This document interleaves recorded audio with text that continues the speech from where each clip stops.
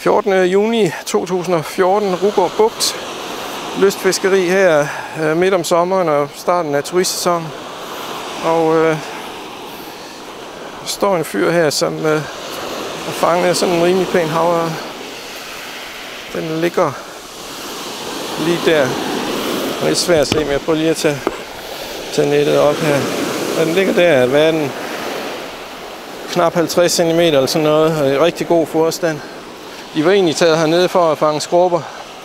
Han sagde, at tredje kast, så kom den. Det er jo dejligt. Og de har hele stranden for sig selv her. Det er meget kendetegnende for Rugård Bugt, og for Djursland i det hele taget. De fanger også en hornfisk. At der er god plads til alle. Det er en lørdag i dag, og der er jo ikke en sjæl herude. Avn til kroning. Men han fangede den på en ganske almindelig blink. Hvis vi er heldige, så kan vi se, hvad det er for en. Og jeg prøver at se den blink, som gav held her. Hvad siger du? Jeg ser, om jeg må se blinken der. Men altså, du sagde, det var tredje kast, ikke også? Jo. Ej, det var faktisk lidt, det var lidt specielt. Ja.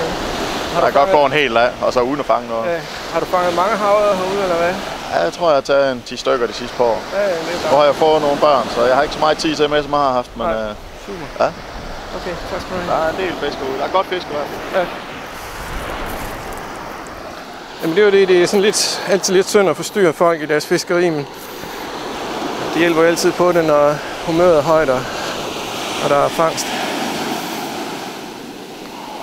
Så turen tilbage fra lystfiskeren. Og tilbage vil jeg jo sige, at man skal gå af den her vej. Man må ikke køre, og der bliver patruljeret af skovfod og så videre, hvad han også påpeger. Og så alt det, der ikke var med på kamera, det var jo, at der er masser af fisk. Og at Djursland er ret unik. Det er sådan gående ikke kun for udlændinge, men også for sjællændere. Han siger, at der er alt, hvad fiskearter angår. Og jeg var så enig med ham i, at hvis man fanger sej og så videre, jamen, så kan man så køre til Aarhus og fiske i havnen. Men vi har kysterne her med perfekte forhold, blandet bund, gode strømforhold, altså sand og tang. Og det bliver dybt tilpas hurtigt og masser af plads.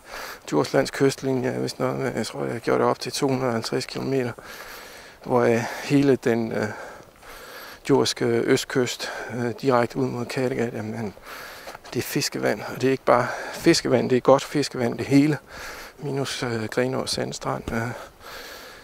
Altså det er også det, der gør, at det ikke er overfyldt.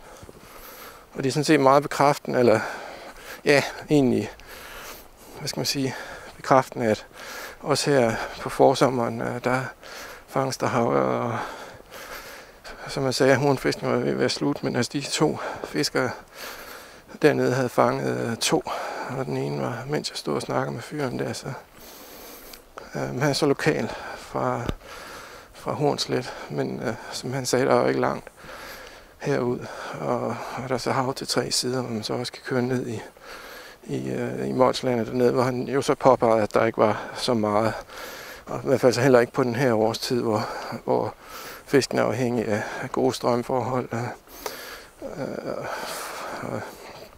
altså når vandet bliver varmt, eller så bliver det for stillestående og ildfærdigt. Så en bekræftende lystfiskerhistorie, må man sige.